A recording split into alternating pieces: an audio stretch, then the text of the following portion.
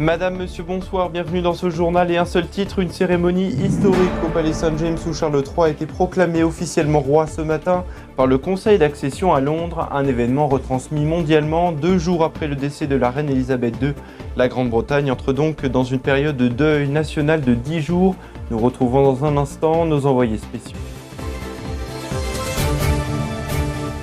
Une série de proclamations jusque demain. Charles III s'est longuement préparé à cet exercice avec un protocole bien rodé. La première ministre britannique fraîchement élue, Liz Truss, a fait vœu d'allégeance au nouveau roi. Bonsoir Rodrigue Bedin, le prince est désormais devenu roi, a tenu hier sa première allocution protocolaire. Bonsoir Steven, bonsoir à toutes et à tous. C'est la suite du protocole suivant le décès de la reine Elisabeth II. Hier soir, le nouveau roi Charles III a prononcé son premier discours au peuple britannique. Un discours dans lequel il rend notamment hommage à sa mère défunte. Elle m'a tant inspiré, nous avons une dette de gratitude, elle a vécu une bonne vie, a dit Charles III hier. Il promet, comme Elisabeth II l'avait fait il y a maintenant plus de 70 ans, de servir les Britanniques toute sa vie, que celle-ci soit longue ou courte. Quelques mots également pour Harry et Meghan dans ce discours. Harry et Meghan partis construire leur vie à l'étranger depuis 2020. Charles III a également confirmé que son fils William devenait duc des Cornailles en plus de son titre de duc de Cambridge. Il a également ajouté qu'il le consacrait prince de Galles. Le prince William, pour précision, c'est celui qui sera le prochain roi après Charles. C'est l'héritier du trône. Autre moment phare pour Charles III, Rodrigue, la proclamation. Deuxième moment historique de ces dernières heures, c'était ce matin au Palais Saint-James à Londres.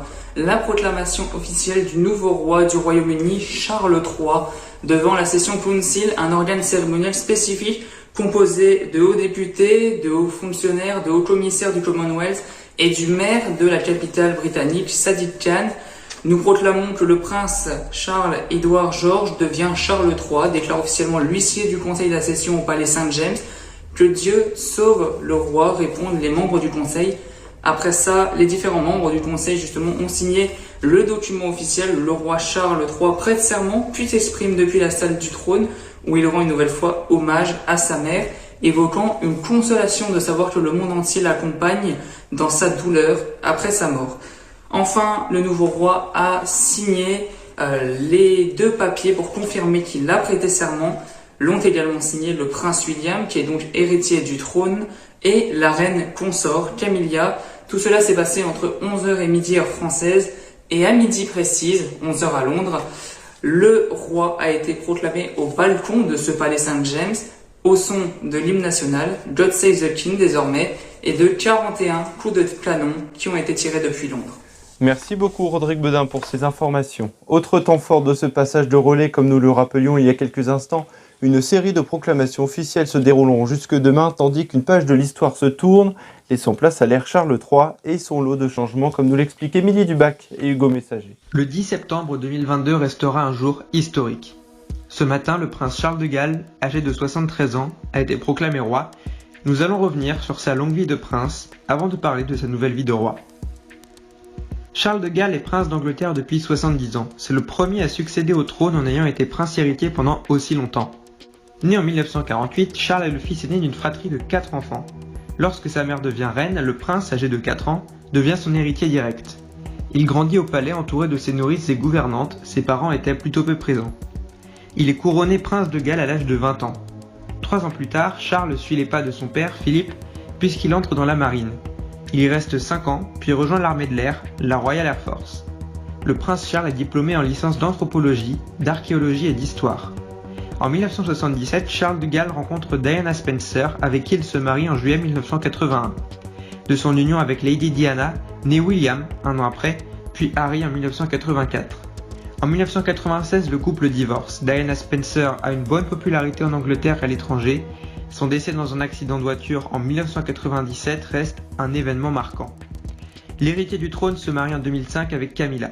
La reine Elisabeth II refuse d'assister à la cérémonie. Le remariage de Charles fait l'objet de polémiques. Son épouse Camilla n'avait pas une bonne réputation. Elle était l'amante du prince Charles de Galles pendant son union avec Lady Di, puis a divorcé. Le temps passé, la reine avait fini par accepter la princesse au sein de la famille royale.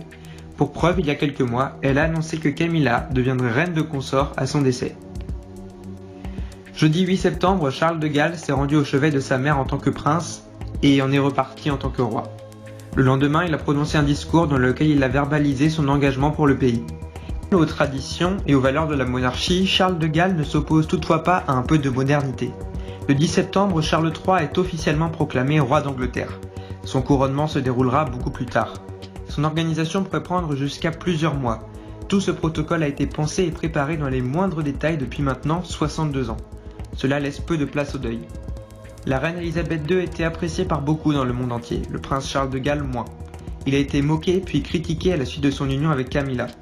La nouvelle reine consort d'Angleterre devra maintenant soutenir son époux dans son rôle de roi d'Angleterre, mais aussi du Commonwealth. Charles III devient à son tour le symbole de l'union de l'Angleterre, de l'Irlande du Nord, de l'Écosse et du Pays de Galles. Quand il était prince, Charles donnait régulièrement son avis politique. Maintenant qu'il est roi, il ne le donnera plus publiquement. Cependant, sa nouvelle place dans la famille royale sera l'occasion pour lui de mettre davantage en avant les causes qu'il défend, comme l'environnement. Le roi Charles III accède au trône dans un contexte particulier. Plusieurs mouvements d'indépendance ont été initiés dans certains États du Commonwealth. Charles III doit aussi régner sur cette organisation d'État qui est mise en péril. De plus, le Royaume-Uni est sorti de l'Union européenne depuis seulement 2 ans lors de l'entrée en vigueur du référendum de 2016. Ceci impacte notamment la monnaie utilisée. Depuis peu, les billets de livres sont ornés du visage et des initiales de la reine Elisabeth II. Qu'en sera-t-il maintenant que Charles a succédé à sa mère ? Bonsoir mec qui supplont, les hommages d'anonymes et de personnalités publiques ainsi que de nombreux dirigeants se multiplient, et ce, dans un contexte placé sous le signe de la guerre en Ukraine. Bonsoir à toutes et à tous, et oui, comme vous venez de le dire, les hommages se multiplient depuis l'annonce du décès de la reine Elisabeth vendredi, avec des milliers d'anonymes amassés devant le palais de Buckingham pour exprimer leur tristesse et aussi pour y déposer notamment des fleurs, ou encore des mots, des personnalités publiques eux aussi exprimer leur tristesse, comme le chanteur Elton John, qui avait participé aux célébrations de son jubilé en juin dernier, ou encore le bassiste du groupe de musique des Beatles, Paul McCartney, qui ont été très attachés à la monarque. La mort d'Elisabeth II était aussi très commentée par le monde politique. Emmanuel Macron parle lui d'une reine de cœur qui a su marquer à jamais son pays et son siècle, a-t-il dit. Le président américain Joe Biden qui parle d'une femme d'État avec une dignité incomparable. Volodymyr Zelensky, le président ukrainien, se dit attristé par le décès de la reine et adresse au nom du peuple ukrainien leurs sincères condoléances à la famille royale. Vladimir Poutine a dit que les événements les plus importants de l'histoire récente du Royaume-Uni sont inextricablement liés au nom de Sa Majesté. Voilà Steven pour les réactions d'anonymes, de personnalités ou encore d'hommes politiques qui pleuvent depuis vendredi soir et l'annonce du décès de la monarque qui s'est éteint à l'âge de 96 ans. Merci mais qui supplont. Elle était un symbole et un repère à plus d'un titre pour la royauté britannique depuis 70 ans. Elisabeth II incarnait la mémoire de la nation et elle s'est éteinte paisiblement le 8 septembre dans son château de Balmoral en Écosse, peu de temps après la diffusion d'un communiqué officiel de Buckingham Palace faisant part de l'inquiétude des médecins sur l'état de santé de la souveraine, du Royaume-Uni et du Commonwealth. La reine d'Angleterre, ainsi souvent nommée et de façon obsolète depuis la fin de l'Empire britannique en 1707. Le portrait d'une légende populaire est signé ce soir, Mathis Arme. Elisabeth II d'Angleterre est née un 21 avril 1926. La princesse se voit déjà future reine dès lors que Édouard VII, son oncle, héritier légitime de la couronne, prend la lourde décision de renoncer à celle-ci afin d'épouser Wallis Simpson, divorcé. Ainsi, son frère George VI lui succède. Elisabeth est alors la principale héritière de la couronne selon l'ordre de succession. Après avoir combattu la maladie, George VI décède le 6 février 1952. La désormais reine est couronnée le 2 juin 1953. La cérémonie est retransmise en direct à la télévision, une première mondiale. Durant ses 70 ans de règne, la monarque a connu 15 premiers ministres, de grandes réformes constitutionnelles et a notamment accompagné l'indépendance des pays administrés en transformant l'Empire britannique en Commonwealth.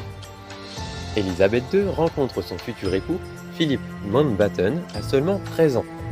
Le mariage a lieu en 1947 en l'abbaye de Westminster. Ensemble, ils ont 4 enfants. Charles, né en 1948, Anne, 2 ans plus tard, puis Andrew et Edward, nés respectivement en 1960 et 1964. Elisabeth II a 11 arrière-petits-enfants. Son règne est d'une longévité exceptionnelle. 2015 est l'année du record du temps de règne le plus long en Grande-Bretagne. 70 ans sur le trône, mais un scandale fait vaciller la couronne britannique. La disparition de la princesse Lady Di en 1997. Suit alors un silence insoutenable que la famille britannique finit par céder. La reine s'exprime enfin et rend hommage à la défunte princesse au cœur d'or. Cependant, la reine reste une figure populaire et emblématique, incarnant le courage, l'ordre et le respect. Une femme ayant marqué l'histoire de son pays et honorée par son peuple, aujourd'hui endeuillé. Un événement qui intervient quelques mois après son jubilé de platine et un peu plus d'1 an après le décès de son époux, le prince Philippe.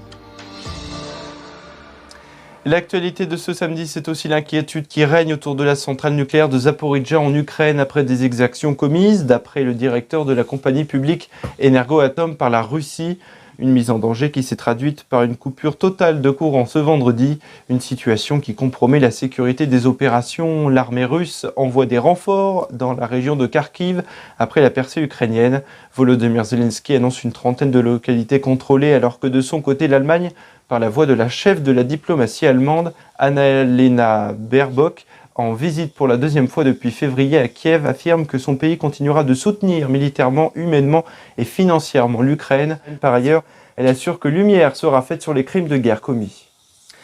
Lui a refusé d'obtempérer alors qu'il circulait dangereusement sur une voie rapide à Nice dans les Alpes-Maritimes. Le conducteur âgé de 24 ans, déjà connu des services de police pour des faits similaires, a été abattu. Le policier ayant fait usage de son arme a été mis en examen dans le cadre d'une information judiciaire afin de déterminer les circonstances du tir classé pour violence volontaire avec arme ayant causé la mort sans intention de la donner. Les proches de la victime dénoncent un homicide volontaire.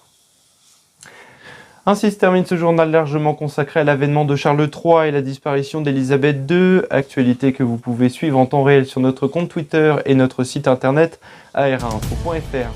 Merci infiniment de votre fidélité, je vous souhaite une très belle soirée avec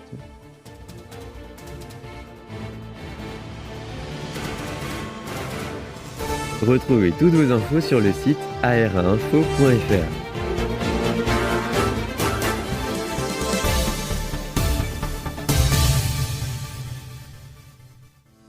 Rendez-vous samedi à 10h pour la première de Vivre Jeune en format vidéo. Dans ce premier numéro, quelques jours après la rentrée scolaire, Théo Tornet vous donnera des conseils pour réussir cette dernière.